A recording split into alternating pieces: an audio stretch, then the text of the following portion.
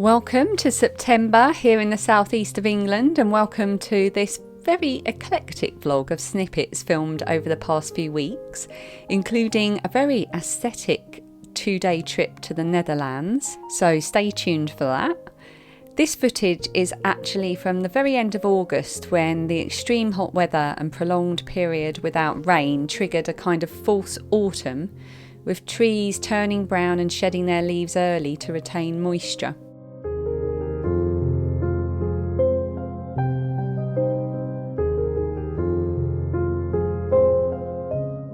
Then we had lots and lots of rain.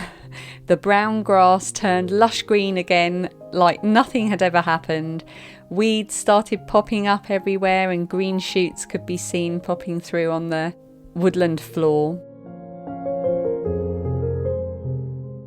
And now as we reach the middle of September, the signs of real autumn are slowly arriving.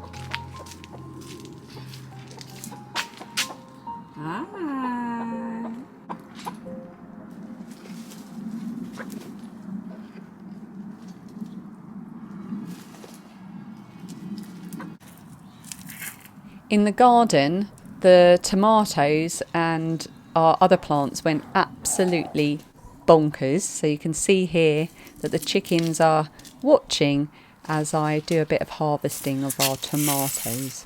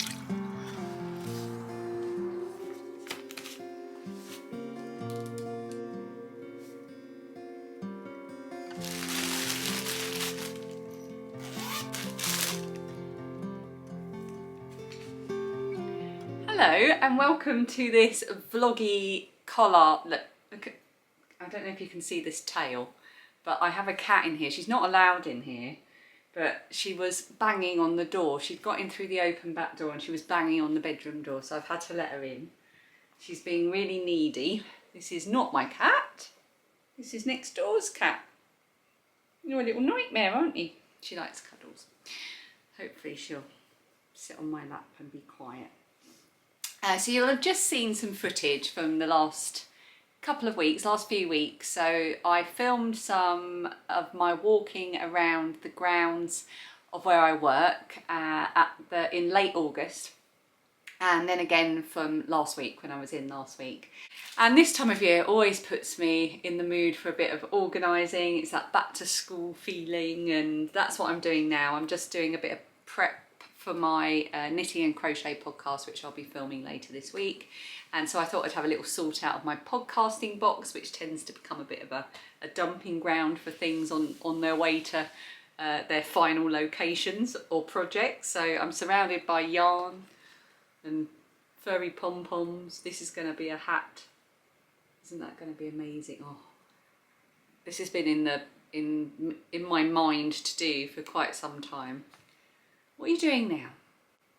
She's getting up on the windowsill. She's found a sunbeam to sit in. So yeah, I've been sorting it out. So of course now I've got 1,000,001 things that I want to make and do as a result of it. So I like to sort of get ahead as I know that the colder days will be approaching and the darker evenings, and I don't know, it puts you into a kind of autumnal nesting organisational mood, I think. And life here has been all about change. We're changing from one season to the other. My youngest daughter is in her second week of secondary school or high school, and she is loving it so far, which is brilliant, such a relief. And my eldest daughter is on her 4th day of sixth form college, and she is also loving it, but they are both exhausted and constantly hungry. I think it's a bit of a shock to the system getting back into the routine of learning and walking and all of that, but it's, yeah, a lot of change, a lot of new routine to get used to. For the first time in 11 years I no longer have to do the school run, walking Phoebe to school or anyone to school, so it feels very strange. Mornings feel a lot more relaxed, I have to say. And then of course on a bigger scale here in the UK, we've lost Queen Elizabeth II. She of course died last week. We have a king now instead of a queen, and it's all very, very strange. The royal family generally don't have any effect whatsoever on my life, except they're so integrated with my life and my memories as well. So, well, obviously the Queen's on all of our money and our stamps, and we have the Prince's Trust here, which is something that Prince Charles, now King Charles III, set up. We have the Duke of Edinburgh Award, which is such a big thing here. We celebrate as friends and family and neighbours all the jubilees. We've come together to watch and celebrate the royal weddings. We love a royal wedding here of Wills and Kate and Harry and Meghan, and that's always been wonderful to watch and to feel celebratory about. Yeah, let's just leave it as it feels very strange and a bit sad, and the country feels a bit odd at the moment. Yeah, and I hope King Charles will be a good king.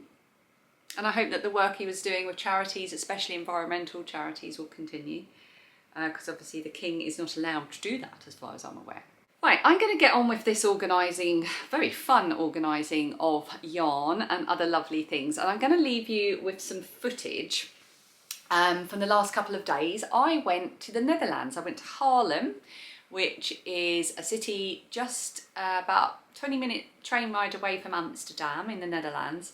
And I went with work, and we left really early Monday morning. We were there and got there at lunchtime on Monday and did some things. It was a team away couple of days, you know, just a team building thing. It was all, it was really, really good. We're a very small team. We stayed at the most amazing quirky little place, which you'll see.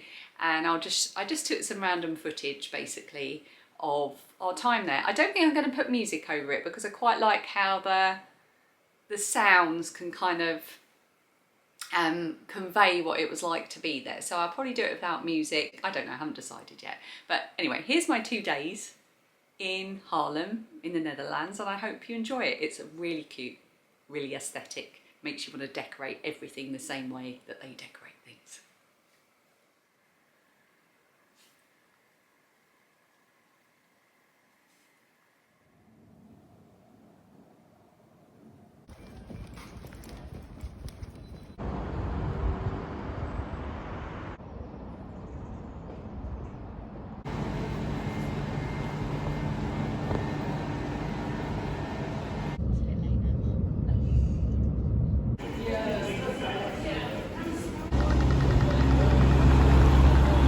Isn't that gorgeous?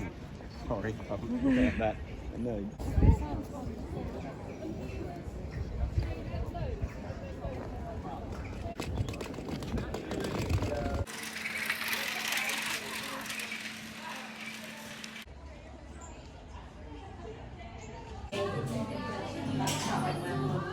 that one. That room there behind David. Not me.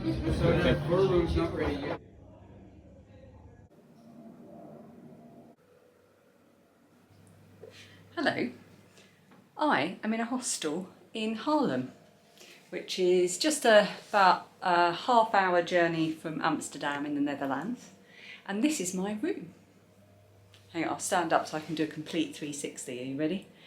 There is the door to get in, wardrobe, cute arrangement, window, Rembrandt, bed. Back to the door. Oh no, hang on. That's the door to get in. That's the door to the bathroom. Super cute bathroom. Everything you could possibly need. The hostel is called Hello, I'm Local. Isn't it cool? I'll sit in front of the Rembrandt. This room is called Nachtwacht, or Night Watch, which I believe is what this tapestry of the painting is behind me. Yeah, so we're in a hostel, fluffy hair, in Haarlem, in the Netherlands, and I'm here for one night only with my colleagues for a bit of a work trip away, a bit of a sort of team away day. The bedding is pretty acceptable, I have to say. I'm going to stick with the duvet, it's fine. The sheet's okay, but it's brushed cotton. Not so keen on that, but of course, being me, I have brought my own bedding with me. So I'm going to take some little snippets of where I'm staying because it's interesting and it's so pretty and the area around here is so lovely and everything's so quirky in this hostel. And this will form part of the vlog that will go up when I bring everything together. So it's going to be a really eclectic vlog, this one that you're watching, because it's going to be a mix of all kinds of things that I've been filming over the past couple of weeks as we begin the slow transition from summer into autumn. Got lots to share with you over the coming weeks and months, and I will be doing Vlogtober, so I'll have lots of time to do that. Right, I'm going to go and get some water, maybe have a little nibble of some jelly tots that I have in my bag, secret stash. And oh, there's water on the side as well, look at that. How lovely is that?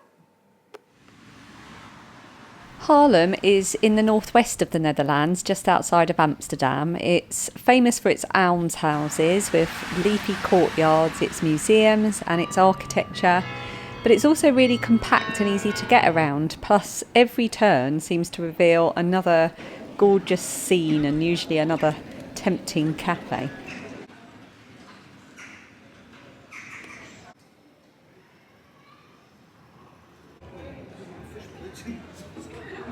This little bridge was just by where we were staying at the Hello, I'm Local hostel, and I was lucky enough to see it opening for a tall ship, or a tall boat, so I stopped to film it for you.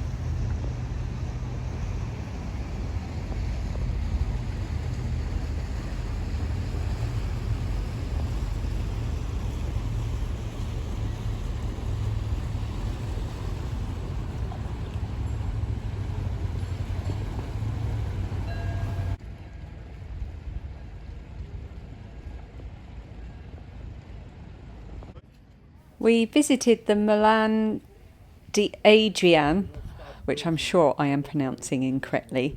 It's a windmill, and the original 18th century mill burned down in 1932, so this is a replica built in 2002. It was really interesting to look around, and we even got to go all the way to the top. At drinks later, I discovered Grolsch Radler, a low-alcohol shandy light drink, which was so refreshing, especially as it was so hot. And here are just a couple of little scenes from our walk home after our pizza.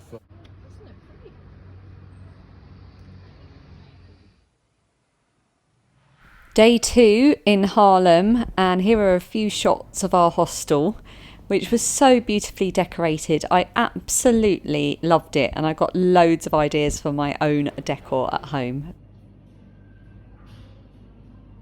The windows. The breakfast was amazing. I swear I'm still full now a week later. On our walk after breakfast, we found some stumbling stones, and I'm going to pause the video here so I can explain a little bit more about them. Stumbling stones, or stolperstein, and I'll link the project in the description box, is the world's largest decentralised memorial. There are more than 70,000 of these across Europe and Russia, each commemorating a victim of the Holocaust. The founder is Gunter Demnig, who says a person is only forgotten when his or her name is forgotten. And by reading the stumbling stones, you essentially have to bow down before the victim. We then spent a few hours at the Museum van de Geest, which roughly translates as Museum of the Ghost, which means sort of spirit or soul. It was really good, and I would highly recommend visiting it.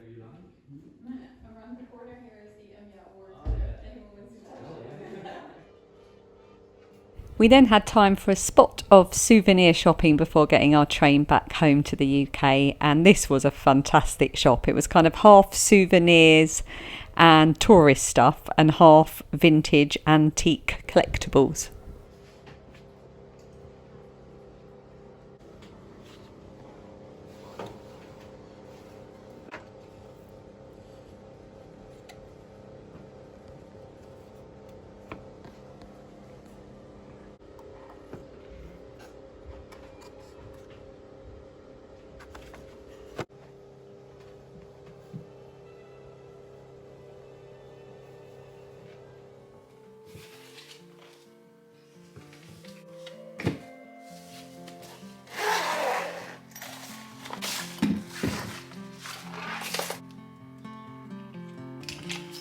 I've got a new toy.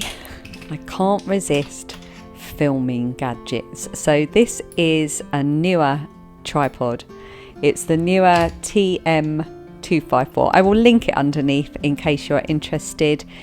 It's brilliant. It's got little spirit level things so I can get my camera all level, which is particularly good if I'm setting up my tripod on the sofa like I'm doing here in order to film my bookshelves.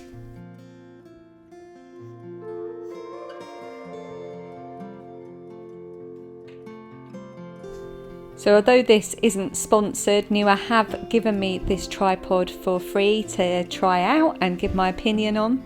I really love it. It's really robust. It's much better than my flimsy old basics one that I got from Amazon. It's really sturdy. This is to hold a weight to stop it wobbling if it's a bit windy. And this red bit here is important. I'm going to show you that in a minute. This is the reason I wanted this particular tripod, so stay tuned for that. Right, let's get stuck into some autumnal organisation. I've always had a shelf of books for the kids as they were growing up. It was always important to me for them to have a shelf of their books that was easily accessible, that included things like dictionaries, educational books and favourite board books and so on. But as they're now older and they've moved on with their reading and they're also tall enough to reach all of the bookshelves, it's time for a bit of a clear out. I've also got this basket, full of toys, which hasn't been sorted out in years, and it's definitely things that are no longer played with. So I've got two big shelves here that could be much better utilised for books and other things. So I'm going to sort through all of these things and hopefully create a much nicer little area in that corner shelf.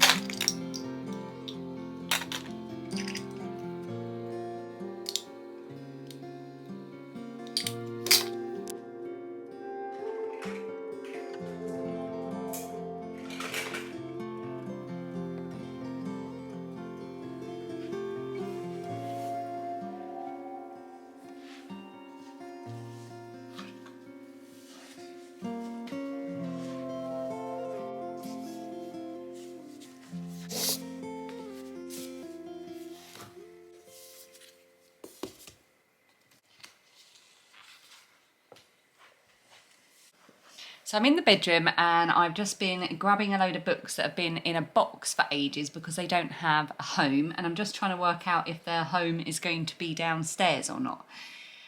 These are books that these two piles are books that I haven't read. So these are kind of my to read pile. Actually, no, that's not true because I'm halfway through Julie and Julia at some point in the past and I stopped, and I'm also halfway through Scott's Last Expedition. So I definitely want to finish those. But the other ones, obviously, I haven't read. So whether they go on to the... Oh, I'm halfway through Other Minds as well, actually. It's really good. Whether these go onto the bookshelf downstairs or they go somewhere else so I can see them, so I can select from them when I make my next reading choice, I'm not sure yet. Then I've got some books I'm definitely going to put down there. These books I love. I haven't finished reading all of them. I have read cover to cover The Little Book of Hugo. I haven't finished The Little Book of Luca, and I haven't started Le Gomme yet, but I love these books. I'll be interested to see what this top one's like because it's not by the same author, which is Mike Wyking. But I really enjoyed his writing style and his research for The Little Book of Hugo, and so far on The Little Book of Luca as well. So these are definitely going to go downstairs onto my bookshelf. Then I've got some special books. I've got a poetry book and I've got a couple of others of this sort of series. This is the nation's favourite comic poems. I've also got the nation's favourite poems of celebration as well, and another one. So I'm definitely keeping this because we refer to it quite often. And then books from my childhood, The Hounds of Morrigan and How to Be Cool, which was a book by Philip Pullman, and you can see how well read that was. It was also made into a television series. So I'm definitely keeping that. And then I've got a couple of self-help books here. I've read both of them, so it's whether or not I want to revisit them. I'm definitely keeping the Layla Syed book, Syed, because I will definitely revisit this. I hope that's in focus. I will definitely revisit this again. The self-compassion book I found really, really good. So it's whether or not I want to keep it to revisit it or if I want to pass it on to somebody else. I've got some other books that I've already taken down, which I'll show you in a minute. And I've got a special book here, which is by Nancy Carter Bradley, who I follow on Instagram. And you may know her as Avocado Fairy. And she wrote this book. And it's really beautiful. Her daughter Freya illustrated it, and it's to raise funds for the Brain Tumour Trust. Is that the name of the charity? Oh, sorry, the Brain Tumour Charity, because she herself has a brain tumour, and my dad died of brain cancer about 4 years ago. So that is also going to go on my bookshelf.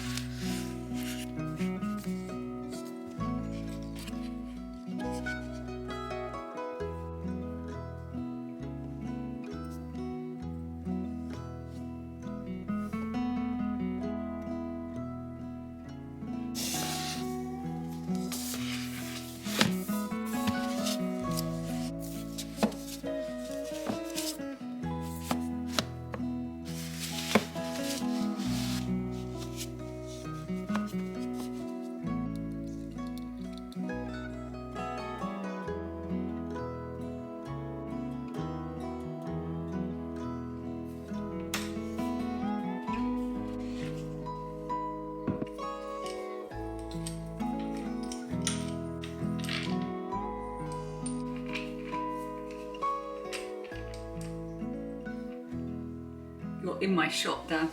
You're in the back. Didn't help at all. So I'm going to have to show you the rest of this in the mirror because it's now attached. So this is the reason why I wanted this tripod, is you can detach one of the legs and it becomes a monopod. So it still has the ability to extend, which means I can film from the ceiling.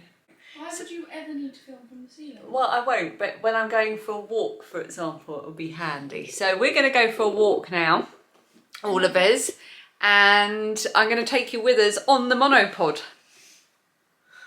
I'm the only one that's excited about it. I've had a better idea. I'm going to put my GoPro on it because it is a bit wobbly to hold it, and my GoPro will counteract that. So I'm going to take my GoPro out with me. What is that? This is my monopod. You're gonna look ridiculous. Do I have to come?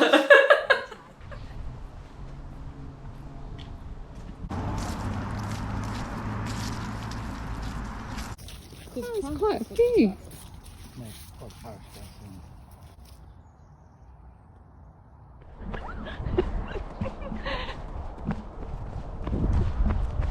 I want to have a go.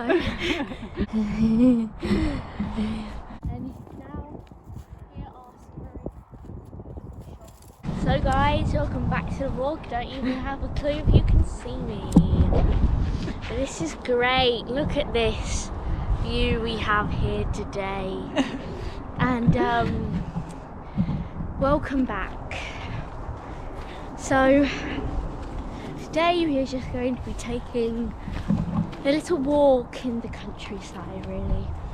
And now here are some very beautiful shots that I think you will enjoy. Any comments? Yes, I like my new tripod. It's not a tripod. Oh, well, this is part of it. It's a geopod. It's a monopod. Monopod. Yeah, I thought it was a geopod. What's a geopod? I don't know.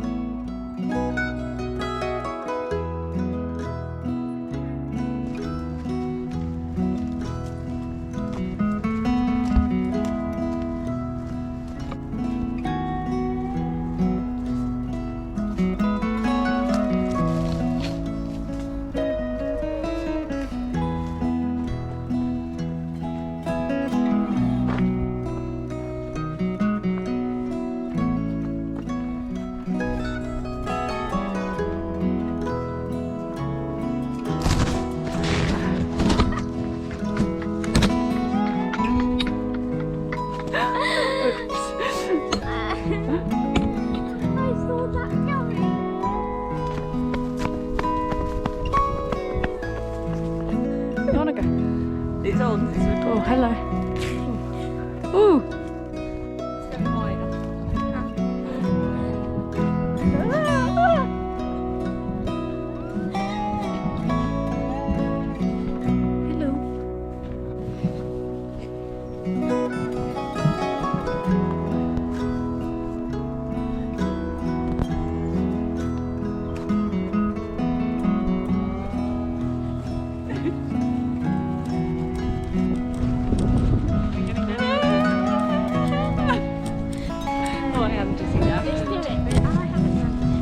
Hello. Oh, I'm dizzy.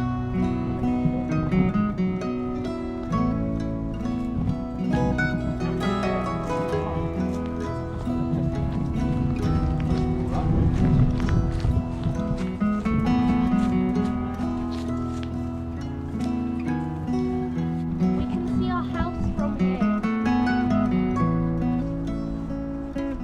Last hill. We're Let's gonna go.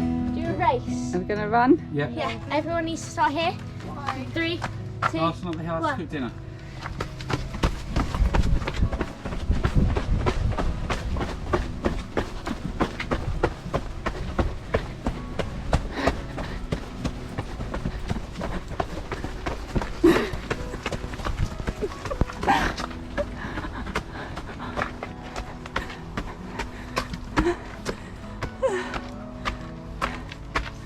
I cooked dinner anyway.